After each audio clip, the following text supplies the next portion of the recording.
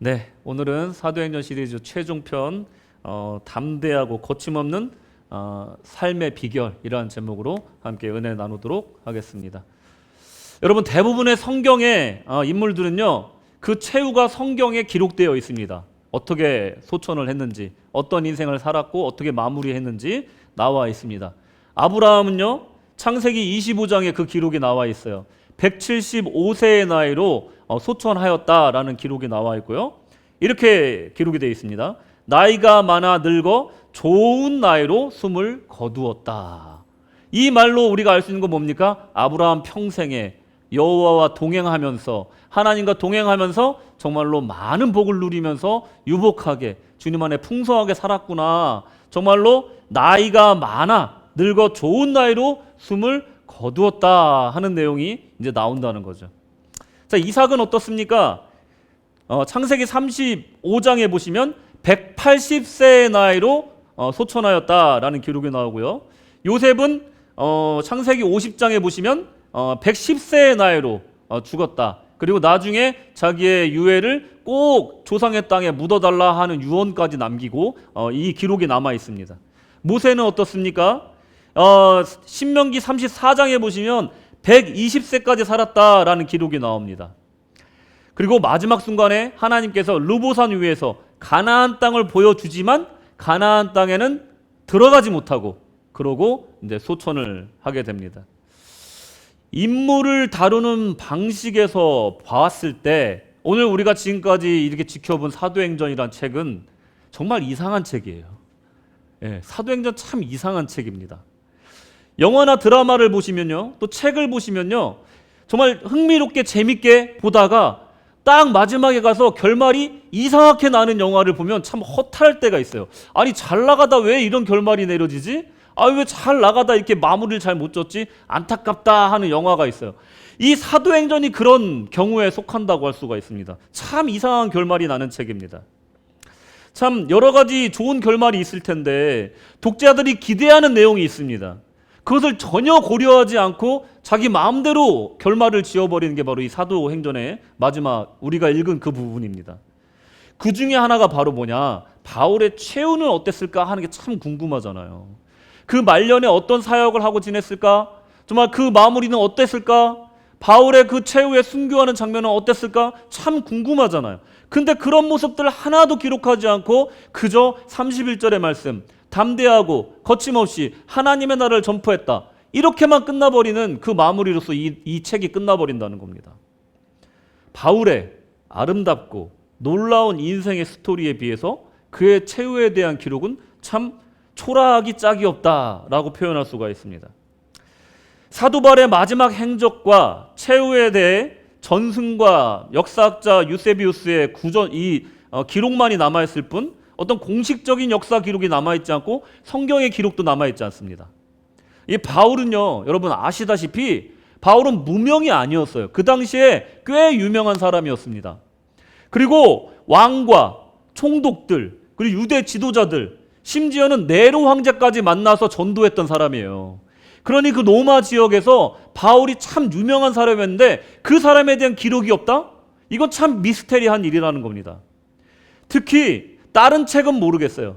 근데 성경에서도 바울의 죽음에 대해서, 또 바울의 마케도니아에서의 마지막 사역에 대해서 전혀 기록이 남아있지 않고 언급조차 하지 않고 있다는 건 정말 최고의 미스테리가 아닐 수가 없습니다. 오늘 가장 유력한 전승과 또 유세비우스라는 역사학자의 기록을 토대로 해서 제가 한번 이 바울의 말년의 사역과 그의 최후에 대해서 잠깐 제가 아는 데까지만 한번 알려드리도록 하겠습니다. 사진 보여주시겠습니까? 자, 여기 이 사진이 무엇인 것 같습니까, 여러분? 저 뭐 돌멩이가 하나 있고요. 예, 뭐 유적지 같이 생겼잖아요. 자세히 한번 보세요. 이 바울의 이야기를 아시는 분들은 아시겠지만 바울은요, 순교하였습니다. 이 바울은 연호 사도들처럼 이 순교했는데 저 사진은 바울이 참수형을 당했던 참수대를 지금까지 보존하고 있는 거예요. 한번 보여주시겠어요? 바울의 마지막 장면입니다. 저곳에서 로마 시민권자인 바울은 십자가형을 당하지 않고 참수형을 당하게 돼요. 생각해 보면 사형을 당할 만한 일을 하지 않았어요. 법적으로도 이 사람이 잘못한 것이 없었습니다. 그런데도 불구하고 법정 최고형인 로마 시민권자에게 줄 수 있는 최고형인 참수형을 당하게 되었다는 거예요. 바울의 말년은요, 사도행전의 이 마지막 구절, 이 모습과는 정반대의 모습으로 초라하게 끝나게 되고 비참하게 끝나게 된다는 거예요. 31절 다 같이 읽겠습니다. 시작. 하나님의 나라를 전파하며 주 예수 그리스도에 관한 모든 것들을 담대하게 거침없이 가르치더라. 이 얼마나 에너지가 넘치는 바이브입니까? 희망적이고 그리고 너무나 정말 에너지가 넘치는 이 분위기와는 정반대로 바울의 최후는요, 그야말로 비참 그 자체였다는 거예요. 그렇게 헌신적으로 온 로마를 두 발로 다니며 이방인과 유대인들에게 전도했던 그 아름다운 사역을 했던 사람, 사도의 최후라고 하기에는 정말 믿기지 않은 불행한 최후라고밖에 우리는 평가할 수 없고, 그래서 사도행전은 참 이상한 책이다라고 말씀을 드린 겁니다. 바울의 그 마지막 장면, 그 마지막 장면이 시작되는 것이 바로 오늘 본문에 묘사되고 있습니다. 바울은요, 드디어 로마에 도착합니다. 그렇게 오고 싶었던 바울이 로마에 도착한 거예요. 이 멜리데에서 3달 동안 겨울나기를 하고 나서 이 알렉산드리아에서 온 이 곡물선 디오스구로라는 배를 타고 이제 로마를 향해서 올라갑니다. 13절에 보시면 거기서 둘러가서, 이 둘러갔다는 건 뭐냐면 이 바람 때문에 갈짓자로 갔다는 뜻이에요. 이렇게 둘러갔다. 그래서 레기온에 이르니, 사라구사를 지나서 이 시칠리아 섬에 있는 한 곳 사라구사를 지나서 이제 둘러가서 레기온에 가는데, 레기온은 어디냐? 지도를 보여주세요. 이탈리아 반도 끝에 이 장화 끝에 있는 항구입니다. 레기온. 지금은 저기가 다리로 연결되어 있지만 그때는 다리가 없었기 때문에 배로 가야 했어요. 저 레기온에 도착했고 이르러서 하루를 지낸 후에 그때서야 남풍이 순풍이 불어와서 로마까지 쭉 올라가서 부디올 항구에 도착하고 로마에 입성하게 됩니다. 여러분들이 다 아시다시피 로마에서 바울은 황제를 만나서 재판을 받고자 했어요. 상고를 하기 위해서 재판을 받기 위해 갔습니다. 절대 죄인의 신분이 아니었어요.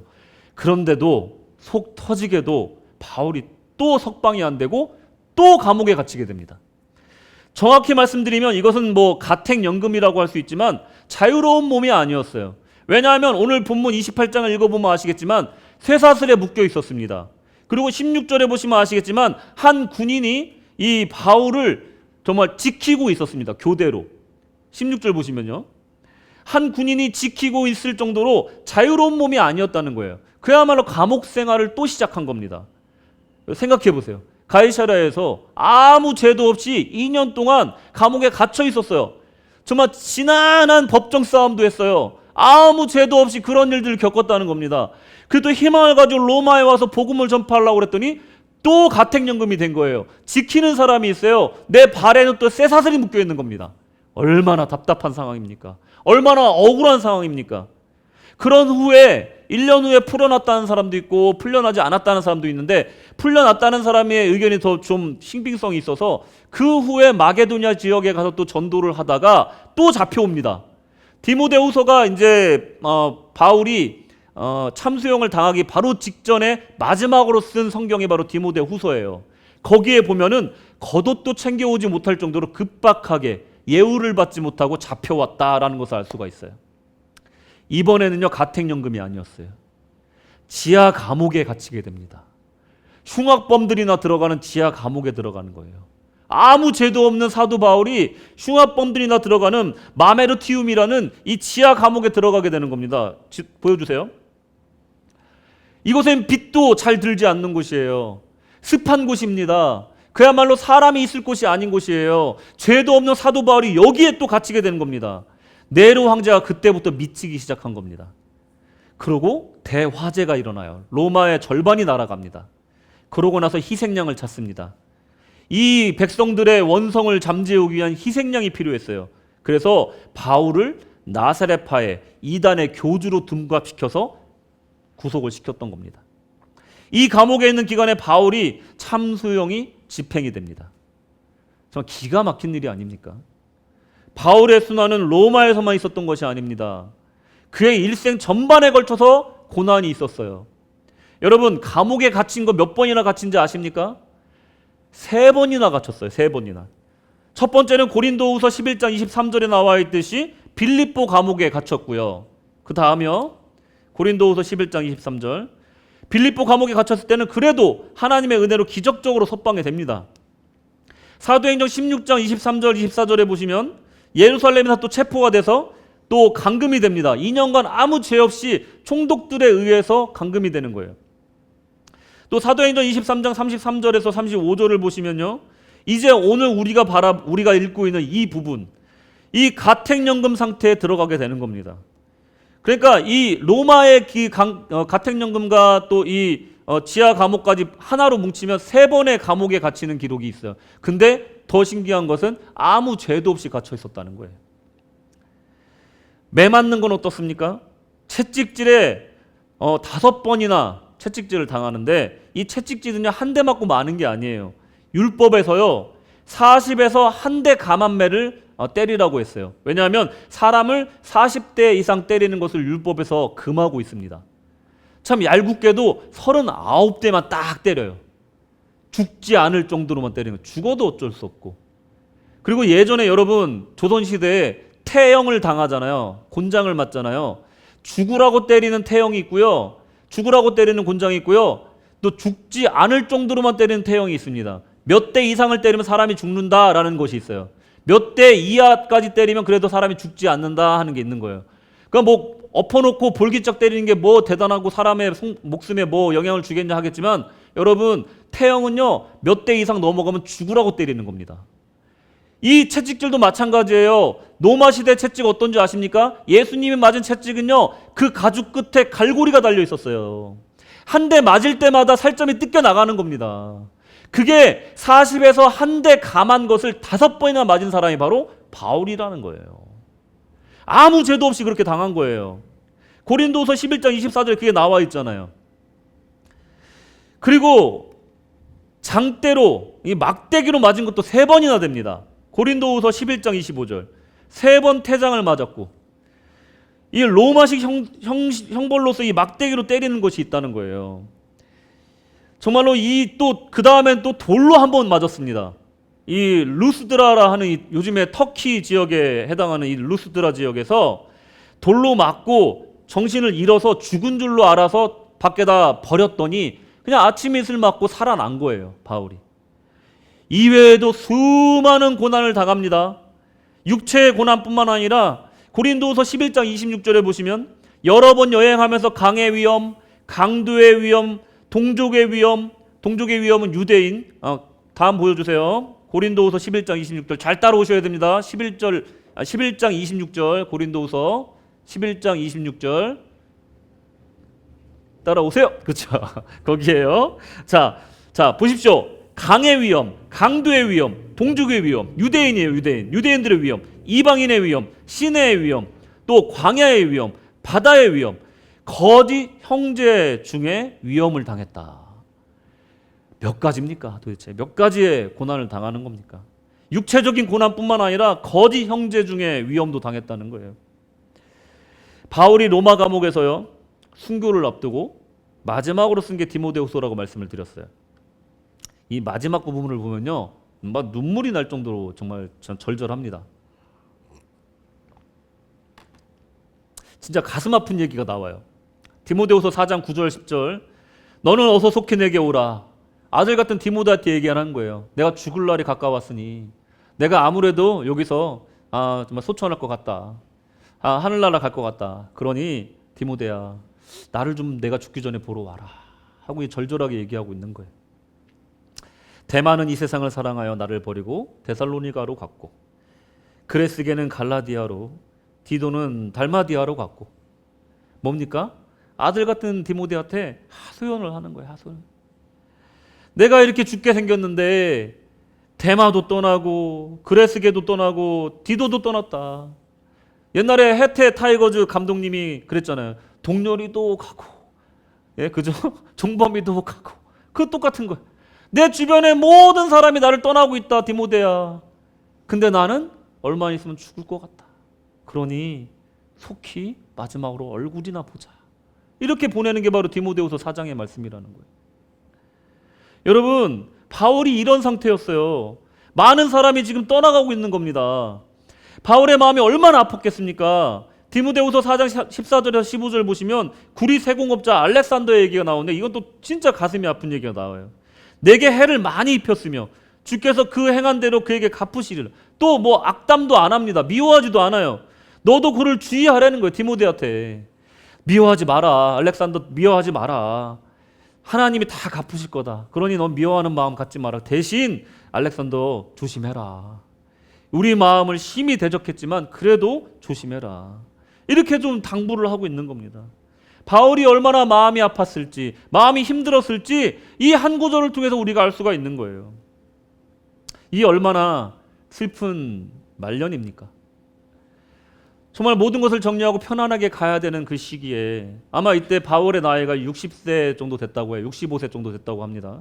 그 나이에 정말 이런 말년을 보내고 있다고 한번 상상을 해보십시오.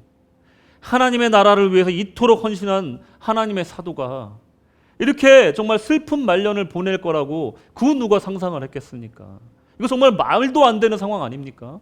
어떻게 하나님께서 이 사랑하는 사도를 이렇게 저주 가운데 슬픈 상황 가운데로 몰고 가고 있단 말입니까? 아무 보상도 없이 이렇게 하나님의 충실한 목회자를 버림받고 죽임당하는 이 상황까지 몰고 가셨는가? 정말로 억울하지 않습니까? 그런데요, 저는 이렇게 억울한데 바울은요, 그가 남긴 수많은 편지와 글을 보면요, 우리가 생각했듯이 억울해하지 않아요. 한 번도 절망에 빠진 그 말을 하지 않습니다. 그 감정은요, 오히려 감사하고 기뻐하고 벅찬 감동으로 가득 차 있는 글들이 가득하다는 거예요. 아니, 이렇게 절망적인 상황에서 어떻게 그럴 수가 있는가? 정말 역설이죠, 역설. 이거는 정말로 역설이라고밖에는 표현할 수가 없는 거예요. 이 모든 시련이 바울에게는요, 육체적인 쉼이 되었다는 거예요. 겨울낙이었다는 겁니다. 감옥에서는 시간 낭비하는 것 같았지만 사실은 시간 낭비하는 것이 아니었다는 거예요. 아무데도 가지 못하고 붙잡혀 있는 것이 사실은 이 바울에게는 정말로 요긴한 시간이었다라고 고백하고 있는 겁니다. 여러분, 신비롭게도 바울의 이 역설적인 이야기는 오늘을 살고 있는 우리들에게도 적용되는 얘기라는 겁니다. 고린도후서 4장 8절 9절을 보시면 다 같이 읽겠습니다. 시작. 우리가 사방으로 우겨쌈을 당하여도 쌓이지 아니하며 답답한 일을 당하여도 낙심하지 아니하며 박해를 받아도 버림받지 아니하며 거꾸로 뜨림을 당하여도 망하지 아니하고. 할렐루야. 아멘. 성도는 아무리 절망적인 상황에 던져져 우겨쌈을 당하여도 사방에 우리 원수들이 칼을 들고 덤빈다 하여도 절대 쌓이지 않는다는 거예요. 절대 위기에 처하지 않는다는 거예요. 절대 죽지 않는다는 거예요. 믿으십니까? 사방이 막혀 있어도 한 군데가 열려 있어요. 어디입니까? 하늘이 열려 있는 거예요. 사방이 우겨쌈을 당할지라도 하늘이 열려 있는 거예요. 우겨쌈을 쌓여도 우리에게는 언제나 하늘에 열려 있고 그 창을 향하여서 목 놓아 기도할 때 분명히 들으시는 하나님이 있으심을 믿으시기 바랍니다. 이 괴로울 때 주님의 얼굴 보라. 평화의 주님 바라보아라. 세상에서 시달린 친구들아, 위로의 주님 바라보아라. 눈을 들어 주를 보라. 내 염려 주께 맡겨라. 이 찬송이 바로 이 바울의 찬송이라는 것입니다. 아무리 박해를 받아도요, 성도는 절대 버림받지 않는다는 거예요. 하나님이 절대 버리시지 않는다는 거예요. 믿으십니까? 대만은 세상이 좋아 떠났고 사랑하고 믿던 사람들은 떠날지 몰라도 주님은 우리를 절대 버리지 않는다. 이 믿음 가지셔야 된다는 겁니다. 디모데후서 2장 9절에 보시면요, 복음으로 말미암아 내가 죄인과 같이 매이는 때까지 고난을 받았으나 하나님의 말씀은 어떻다고요? 매이지 아니하니라. 성도는요, 발에 쇠고랑을 찰 수도 있어요. 몸이 묶일 수 있습니다. 감옥에 갇힐 수도 있어요. 병마 가운데 묶여 있을 수도 있습니다. 자유롭게 훨훨 날아다니고 싶은데 몸이 구속되어 있을 수도 있는 거예요. 그런데 그 마음에 하나님이 있는 사람은요, 매이지 않는다. 그 마음에 자유가 있다는 거예요. 그 영혼은 쇠사슬로 묶을 수 없다는 겁니다. 우리의 신앙은요, 그 어떤 걸로도 막을 수가 없다는 거예요. 그게 바로 우리의 신앙이라는 거예요. 바울의 신앙이 그거라는 겁니다. 억울한 일을 당하고 답답한 삶의 굴레에 갇혀도 성도는요, 여전히 그 삶의 감옥에서 노래할 수 있다는 겁니다. 기도할 수 있다는 겁니다. 전파할 수 있다는 것입니다. 내가 던져진 곳이 다람쥐 책밖에 도는 생계의 지옥이라도 그리스 로마 신화에 나오는 시지프스처럼 무거운 돌을 언덕 위로 밀고 올라가면 다시 또 굴러 내려오고, 또 무거운 돌을 정말 죽는 힘을 다해서 굴려 올려도 다시 굴러 떨어지는 그런 악정고투의 연속이라 할지라도 우리는 하나님을 믿고 위로받고 셈을 얻으며 그 누구보다도 복되고 존귀하게 살아갈 수 있음을 여러분 믿으십니까? 우리는 존귀한 존재라는 것을 세상 사람들은 잊어도, 우리의 묶인 모습을 보고 우리를 그런 사람으로 보지 않아도 우리 주님은 아신다는 겁니다. 이것이 바울이 말하는 모든 믿는 사람이 인생을 담대하게 거침없이 살아가는 비결이라는 겁니다. 바울이 담대하고 거침없이 살아갈 수 있었던 비결이 바로 여기 있었다는 겁니다. 바울은요, 그토록 가고자 했던 로마에서 2번의 투옥을 하게 됩니다. 앞에서 말씀드렸듯이 이것은 나쁜 것이 아니었어요. 갇혔지만 갇히지 않았어요. 사람들을 더 많이 만났습니다. 더 많이 목회를 했습니다. 더 많이 전도를 했어요. 서신 목회라는 획기적인 방식으로 선한 싸움을 해나갑니다. 그 누구도 생각해보지 못한 방식으로. 여러분, 신약 성경의 3분의 1이요 바울이 쓴 저서입니다. 그리고 그 바울의 저서 중에 이 옥중서신이 몇 프로나 차지할 것 같습니까? 여러분, 일부 예배 때는 제가 막 이제 설교 준비하면서 얘기하는 걸 듣고 라온이가 몇 프로요? 그래가지고 이제 산통을 다 깼는데 모르시죠? 신약 성경의 3분의 1이 바울의 저서예요. 그 중에서 옥중서신이 차지하는 비율은 20%가 됩니다. 무슨 말입니까? 로마 감옥에 갇혀 있었어도 바울은 더 값진 사역을 하고 있었다는 거예요. 실망하지 않았다는 거예요. 낙심하지 않았다는 거예요. 더 나름대로의 정말 자기가 거침없이 그 목회를 하기 위한 하나님이 주시는 아이디어로, 하나님 주시는 그 에너지로, 그 은혜를 가지고 창의적인 방식으로 자신의 일을 묵묵히 해나갔다는 겁니다. 그 결과 엄청난 사역의 결과를 냈다는 겁니다. 고난도, 감옥도, 심지어 심적인 아픔도, 관계의 어려움도 바울을 막지 못했습니다. 빌립보서 1장 12절, 형제들아 내가 당한 일이 도리어 복음 전파에 진전이 될 줄을 너희가 알기를 원하노라. 바울 선생님, 어떻게 그렇게 감옥에 갇혀 계십니까? 너무 힘들지 않으십니까? 이게 웬일입니까? 하나님은 왜 우리 바울 선생님이 밖에 나와 계셔야 전도를 하시는데 왜 감옥에 가둬두셨을까요? 이런 말을 했던 것 같아요. 그러니까 이렇게 얘기하는 거예요.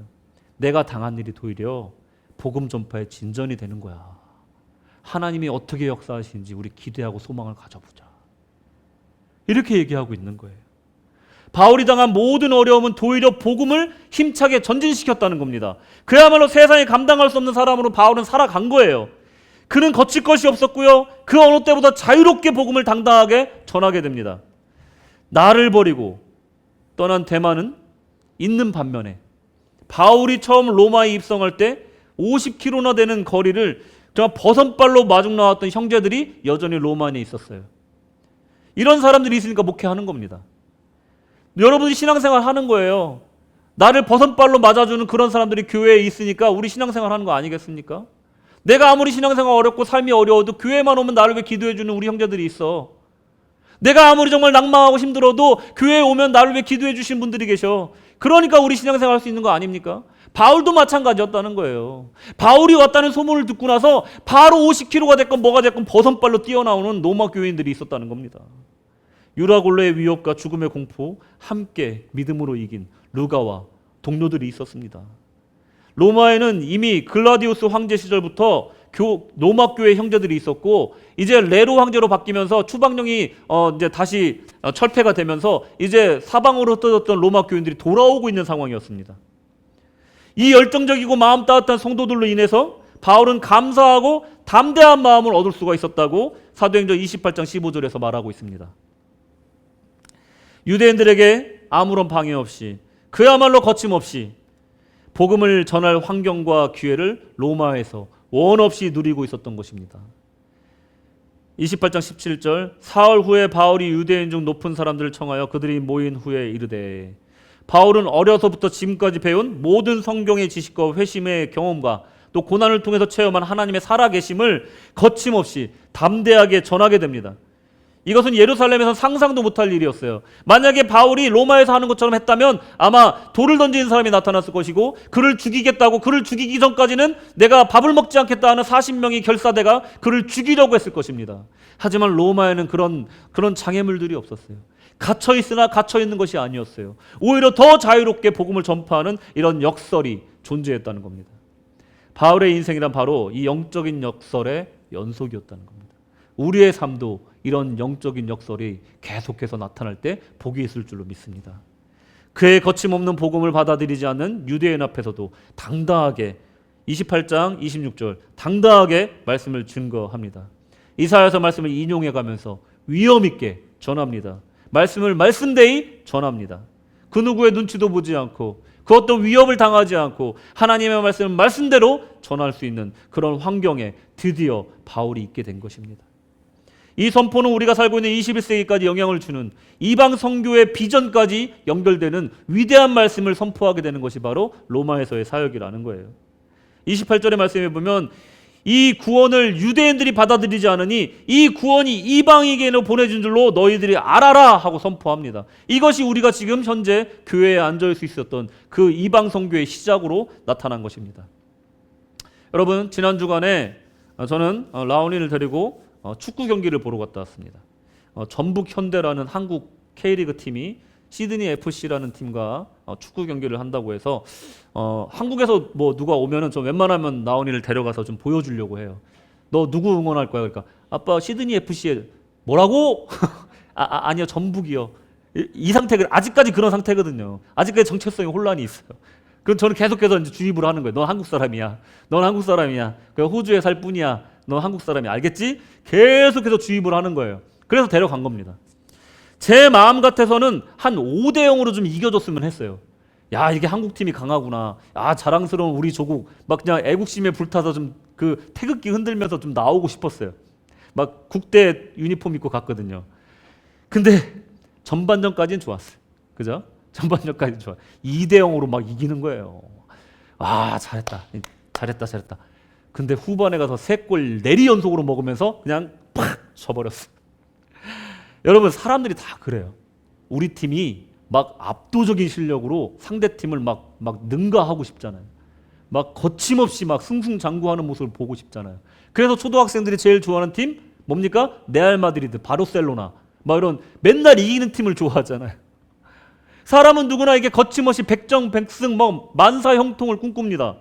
정말 거침없이 장애물 없이 달려가기를 원해요. 하는 일마다 잘 되기를 원하지 않습니까? 정말 하는 일마다 주저함 없이 신념에 차서 내가 그 일을 해나가는 나의 모습을 상상하지 않습니까? 바울의 성공적인 모습은요, 우리에게 그렇게 살 수 있다는 소망을 주는 모습이에요. 영적으로 우리가 그렇게 승승장구하면서 거침없이 살 수 있다는 그런 모델을 제공한다는 거예요. 그러나 우리가 바울과 같이 담대하고 거침없는 삶을 살기 위해서는 잊지 말아야 될 한 가지가 있어요. 지금까지 그 얘기를 한 겁니다. 바울의 여정에는요, 분명 담대하고 거침없는 전진이었지만 또 다른 면에는요, 말할 수 없는 힘든 고난과 처절한 패배가 있었다는 거예요. 그의 인생은요, 단순한 평면도가 아니었다는 거예요. 여러 가지 면이 있는 입체도였다는 거예요. 입체도. 한쪽 면은 고난이고 한쪽 면은 승리고 이것들이 뒤섞여 있는 것이 인생이라는 겁니다. 우리 인생이 그래요. 만사형통만 하는 사람이 어디 있습니까? 고린도후서 6장 8절 10절 말씀을 보시면 그거에 대해서 잘 설명해 주고 있어요. 그리스도인들의 이 다각적인 입체적인 삶에 대해서 얘기하고 있는데 첫 구절부터가 아주 강력합니다. 영광과 욕됨으로. 우리의 인생이 이렇다는 겁니다. 우리의 신앙이 그렇다는 거예요. 우리 신앙에는 영광도 있어요. 우리 안에는요, 영광이 있어요. 근데 그 안에 또 욕됨이 있는 거예요. 우리 안에는 신앙의 승리가 있습니다. 신앙이 너무 좋을 때가 있어요. 근데 또 한편으로는 또 시험이 있는 거예요. 영광도 있고 욕됨도 있는 것이 우리의 신앙입니다. 근데 우리가 우둔하여서 우리 신앙에는 영광만 있을 거라고 착각을 해요. 그래서 우리 안에 고난이 오면은 그걸 못 버티고 흔들리는 거예요. 여러분, 힘들어하고 있다면요, 그것은요, 여러분 당연한 겁니다. 바람이 불면 당연히 흔들리는 거예요. 대신 뿌리가 뽑히지 않으면 되는 겁니다. 가지가 영광이 아니고요, 뿌리가 영광인 거예요. 자, 계속 읽겠습니다. 영광과 욕됨으로 그러했으며 악한 이름과 아름다운 이름으로 그러했느니라. 우리는 속이는 자 같으나 참되고 무명한 자 같으나 유명한 자요, 죽은 자 같으나 보라 우리가 살아있고, 징계를 받는 자 같으나 죽임을 당하지 아니하고, 근심하는 자 같으나 항상 기뻐하고, 가난한 자 같으나 많은 사람을 부욕해 하고, 아무것도 없는 자 같으나 모든 것을 가진 자로다. 아멘. 이게 여러분이라는 겁니다. 믿으십니까? 세상 사람들은요, 우리를 겉모양으로 볼지 몰라요. 바울에 대해서 그 감옥에 갇힌 모습만 보고 있었을 겁니다. 쇠사슬에 묶여있는 그 모습만 봤을 거예요. 그러면서 저자는 속이는 자야. 하지만 하나님은 아십니다. 사도 바울아, 너는 진실된 자다. 사람들은 우리의 겉모습을 보고 있을 거예요. 그러면서 에휴, 능력도 없고 유명하지도 않은 자. 하나님 뭐라고 하십니까? 내가 너의 이름을 안다. 너는 나에게 유명한 자다. 징계를 받은 것처럼 보여요. 고난을 당해요. 어려움을 당해요. 세상 사람들이 볼 때는 징계를 받은 것 같아요. 예수 그리스도가 그랬습니다. 하지만 죽임을 당했지만 영생하셨습니다. 우리가 그렇게 될 줄로 믿습니다. 근심합니다. 이 땅에 살면서 걱정이 없겠어요. 하지만 우리는 항상 기뻐합니다. 우리는 가난한 사람 같아요. 돈도 맨날 없어요. 근데 알고 봤더니 혼자 먹고 사는 게 아니라 내 주변의 사람들을 조금이라도 도와주고 있더라는 겁니다. 폭삭 속았수다 여러분 보세요. 거기 봤는데 옆집 주인집 할머니가 쌀독에 쌀이 떨어져 가니까 몰래 딱 3인분만 갖다 붓는 거예요. 아이고 귀찮아 그러면서 많이도 안 줘. 그냥 3인분만 딱 부어주고 가는 거예요. 그러니까 새댁이 뭐라고 그래요? 아 이상하네. 어제 분명히 먹고 없어졌는데 왜 또 조금만 와 있지? 왜 우리 가족 먹을 만치만 또 갖다 놨지 누가? 이거 분명 주인집 할머니가 갖다 놓은 거야. 그래가지고 막 따져요.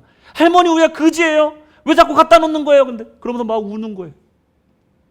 우리가 그런 사람들이라는 거예요. 우리도 가난하지만 쌀통에다가 한 대박 갖다 줄 수 있는 그런 마음 가진 사람들이 그게 그리스도인이라는 거예요. 가난해 보이지만 부유한 자요. 주변 사람들을 부유하게 만드는 사람들이 바로 우리라는 거예요. 가진 게 없어 보이지만 모든 것을 가진 사람. 그게 바로 그리스도인이라는 겁니다. 그게 바울이었다는 거예요.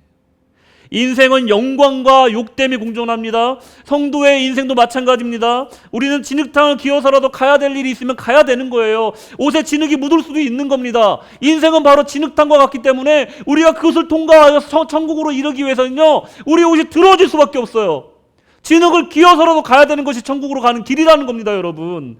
그런데 그 욕됨이 어려워서 우리가 천국을 안 간다고 말할 수가 없습니다. 오늘 우리가 나누고 있는 이 담대함과 거침없음, 폼나게 사는 얘기를 하는 게 아닙니다. 어려움도 없이 승승장구하고 만사형통하는 얘기가 아닙니다. 담대하고 거침없음이라는 것은 그 고난에도 불구하고 진흙탕에도 불구하고 끝까지 진리의 길로 나아가는 그 성도들의 악정구투를 얘기하고 있는 겁니다. 하나님의 전지전능하심을 흉내내라는 게 아니에요. 훈련장에서 뒹구는 군인들을 보십시오. 그 군복이 진흙탕에 묻어도 그 군복을 부끄러워하는 군인이 아무도 없습니다. 오히려 명예롭게 생각하는 거예요. 내가 나라를 지키기 위해 훈련함에 있어 이 군복이 더러워지는 것이 더 자랑스럽다라는 거예요. 우리 인생이 그렇다는 겁니다. 주님을 위해서 우리가 진흙탕에 굴을지라도, 우리가 고군분투할지라도 주님의 복음을 위해서 우리가 싸우고 싸운다면 그것은 영광스러운 싸움이라는 겁니다.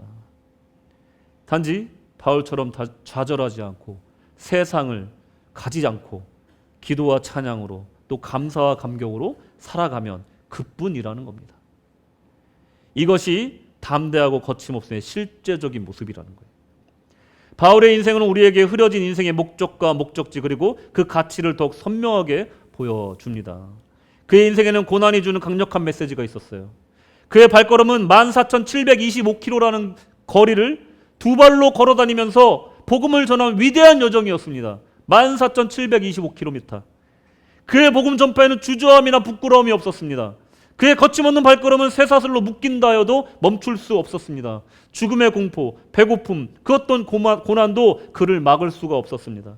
그렇다면 우리는 어떻게 이런 담대함과 거침없는 인생을 멋있게 살아갈 수 있을까? 그것을 위해서 우리에게 세 가지 결단이 필요하다는 것을 한번 정리해 봤습니다. 첫째로, 만나는 모든 사람에게 다 동등하게 대해야 된다. 사도행전 28장 30절 보시면 바울이 온 이태를 자기 셋집에 머물며 자기에게 오는 사람을 다 영접하고, 여기서 다 영접하고의 다는요 헬라어로 판타스라는 단어예요. 영어 해석을 보니까 welcome to all 이렇게 돼 있어요. 모든 사람을 다 환영한 거예요. 다 와라. 복음 전파할 거야.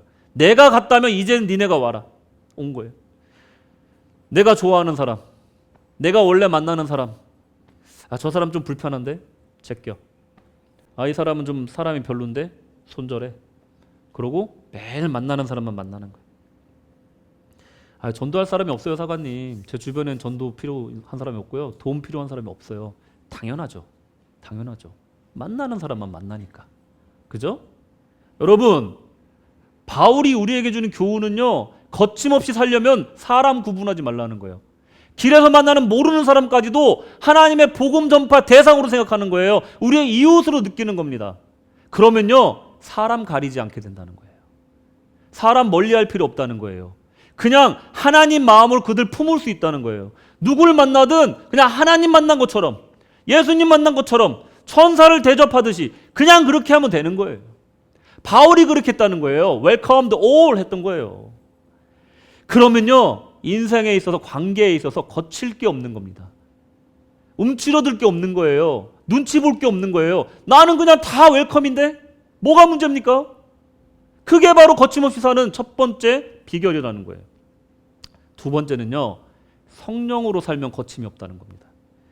이 사도행전의 전체적으로 흐르는 기류가 뭔지 아세요? 가장 핵심 단어는 성령이고요. 그 다음에 어떤 애티튜드냐면 이 거침없이 담대한이란 말이 굉장히 많이 나와요. 담대하다라는 것은 파레시아스라는 헬라어예요. 거침없다라는 건 아콜리토스라는 단어예요. 주로 이 아콜리토스라는 단어는 어디다 쓰냐면요, 성령의 역사를 나타낼 때 주로 씁니다.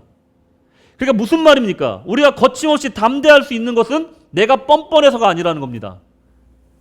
내가 성격이 원래 외향적이어서가 아니라는 거예요.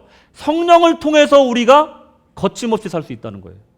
자, 하나님의 나라를 전파하는 것, 그리고 예수님이 가르쳐진 가르침을 전파하는 것, 이것들을 전파하는 데 필요한 것이 뭐냐? 그 표 보여주세요. 그것이 뭐냐? 성령이 주시는 담대함이라는 겁니다.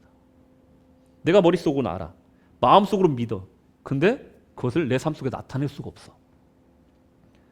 내가 진정으로 하나님의 뜻대로 살기를 원해.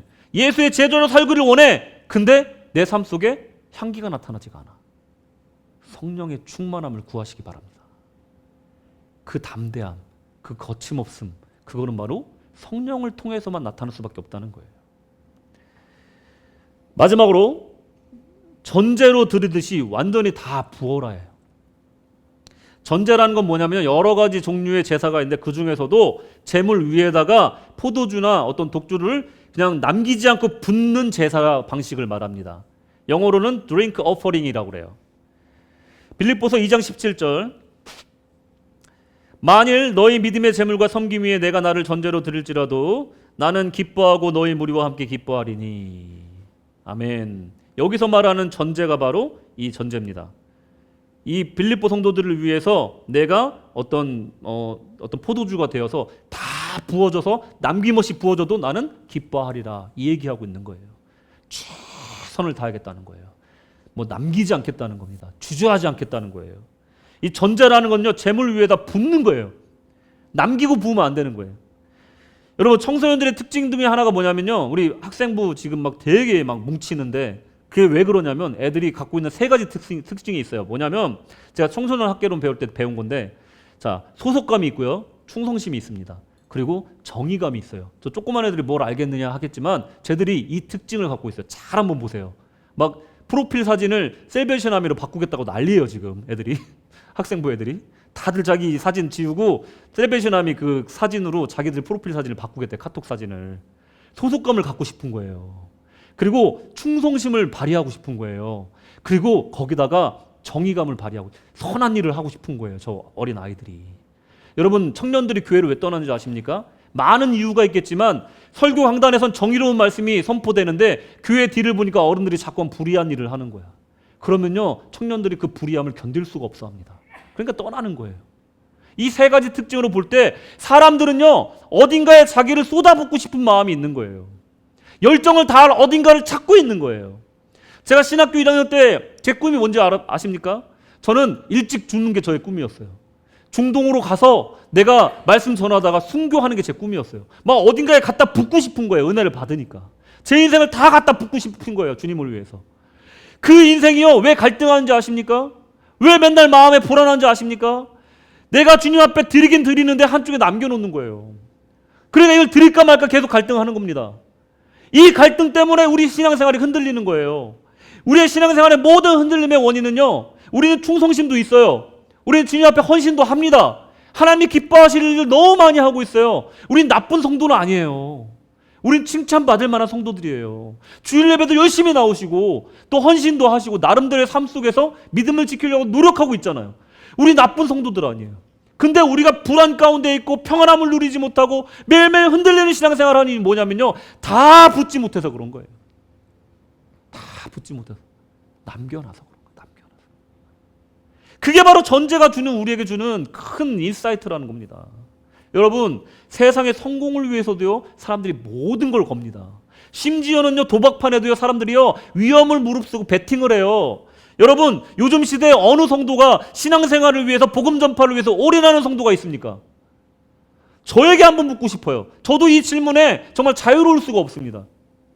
세상에 끌려다니면서 거침없이 살고 싶지만 세상에 끌려다니고 사사로운 감정에 흔들리고 장애물에 넘어지고 그런 이유가 어디 있다고 생각하십니까? 그것은 바로 다 붙지 못해서 그런 거예요. 다 붙지 못해서. 하나님과 그분의 명령 앞에 전부 부어드리기 바랍니다. 아낌없이 부어드리기 바랍니다. 한쪽 편에 조금 남겨둔 나의 마음을 이제는 갈등하지 말고 다 주님께 드리시기 바랍니다. 그러면 여러분 마음속에 갈등은 사라지고 평안이 찾아올 줄로 믿습니다. 신앙생활은 원래 타협하고 아껴두는 것이 아님을 우리는 너무나 잘 알고 있고 너무나 오랫동안 쏟아 부을 곳을 찾지 못해 살아오고 있는지도 모릅니다. 오늘 하나님께 우리의 고귀한 인생을 전제로 쏟아부을 결심을 하는 분이 한 분이라도 나오기를 간절히 소망합니다. 결론입니다. 마지막으로 여러분께 설교를 마치기 전에 큰 비밀 하나를 알려드리려고 합니다. 이래서 제가 사도행전이 참 이상한 책이라고 말씀드리는 거예요. 사도 바울의 원래 최종 목적지는 로마가 아니었습니다. 네. 로마가 최종 목적지가 아니었어요. 그는 이루고 싶은 꿈을 품고 그러고 잠들었어요. 그의 원래 꿈은요, 로마를 거쳐서 서바나로 가서 남은 여생을 이방을 전도하며 눈을 감기를 원했습니다. 바울의 이 이루지 못한 꿈은 사도행전 맨 마지막 장에 여운으로 남겨져 있습니다. 아마 자막을 쓴다면 사도행전 맨 끝에는 To be continued 이렇게 쓸 것 같아요. 그리고 시즌2가 곧 개봉합니다. 이런 광고가 나올 것만 같은 그런 마무리고, 이걸 문학적인 정지라고도 얘기하고 열린 결말이라고도 얘기를 합니다. 끝이 아니라는 강력한 작가의 의도가 숨겨져 있는 겁니다. 끝이 아니다. 이걸로 끝나는 게 아니다. 바울이 죽었다고 해서 복음의 전쟁이 멈추는 것은 아니다. 라는 이 누가의 강력한 메시지가 복선으로 숨겨져 있는 거예요. 또한 우리가 기대하는 바울이 네로 황제 앞에 서는 장면이라든가 아니면 바울의 순교 순간의 그 장엄한 죽음의 순간이라든가 이런 순간들을 기록에 남기지 않은 이유는 뭘까요? 그것은 누가 진정한 이 이야기의 주인공인가 하는 또 화두를 던지기 위함이라는 겁니다. 베드로도 아니라는 거예요. 또 초대교회도 아니라는 거예요. 사도 바울도 아니라는 겁니다. 이 아름다운 사랑의 이야기의 주인공은 바로 하나님 아버지시라는 거예요. 그래서 이런 이상한 결말이 날 수밖에 없었던 겁니다.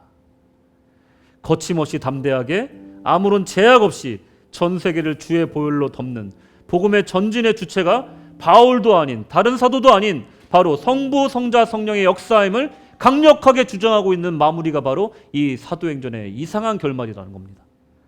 이 끝나지 않는 원대한 꿈, 인류의 구원, 그 꿈, 모든 영혼이 주께 돌아오는 비전, 성부, 성자, 성령의 역사와 그 사랑의 이야기가 물이 바다 덮음같이 온 세상을 덮는 그날을 위해 모든 족속과 또 땅끝까지 이르러 주님을 전하기 위해 오늘 나는 어떤 결단과 헌신으로 화답하겠습니까? 하나님은 여러분이 있는 그 장소에서 거창한 것도 바라지 않습니다. 여러분이 있는 그곳에서 여러분이 만나는 그 사람들에게 증인이 되기를 원하십니다. 우리가 죽는 날까지 흔들릴지언정 뿌리가 뽑히지 아니하고 주님 근처에서 동행하면서 그 십자가 바라보면서 엎드려진다면 그것이야말로 순교인 줄로 믿으시기 바랍니다. 우리 또한 순교의 길로 가고 있습니다. 성령의 능력으로 전진하기 위해 바울처럼 하나님의 영광을 위해 자신을 다 부어드리듯이 오늘 하나님 앞에 전제로 붙듯 다 부어드리기로 결단하시겠습니까? 사도행전 28장에서 끝나는 것이 아니라 29장, 30장, 31장으로 계속해서 써내려가는 여러분들의 복된 증인의 삶이 살기를 주님의 이름으로 축원하며 이 사도행전 시리즈를 마치도록 하겠습니다.